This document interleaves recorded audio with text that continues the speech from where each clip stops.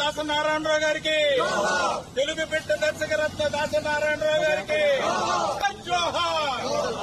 తెలుగు జాతి ముద్దు బిడ్డ దాసరి నారాయణరావు గారి జయంతి సందర్భంగా ఈరోజు పాలకొల్లు నందు ఏళ్ళ దాసరి నారాయణరావు గారి అభిమానులు, తెలుగుదేశం, జనసేన, బీజేపీ నాయకులందరూ కూడా కలిసి ఘనంగా అక్కడ దాసనారాయణరావు గారి జయంతి నిర్వహించుకోవడం.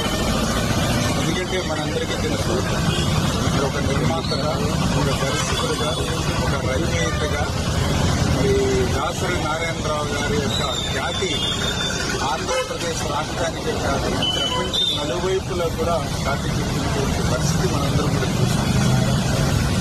ఏదైతే సినిమాలు ఉన్నాయో వ్యాపారాత్మకంగా కూడా కాకుండా ఒక సందేశాత్మకంగా సినిమాలు కూడా తీసాం.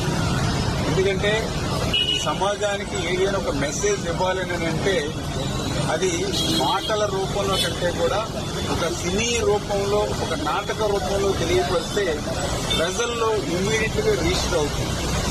అటువంటి దృక్పథంతో ఆయన సినిమాలు కూడా ఒక సందేశాత్మకమైనటువంటి సినిమాలతో ఈ యొక్క సమాజాన్ని చైతన్యపరిచినటువంటి వ్యక్తి దాసరి నారాయణరావు గారు గుర్తు చేసుకుంటూ, అటువంటి దాసరి నారాయణరావు గారి యొక్క కాంస్య విగ్రహం అత్యంత ప్రతిష్టాత్మకంగా ఆ రోజు 2019 జనవరిలో ఆ రోజు మన పాలకుల్లో గాంధీ బొమ్మల టెంపుల్ దగ్గర ప్రతిష్ఠించడం జరిగింది.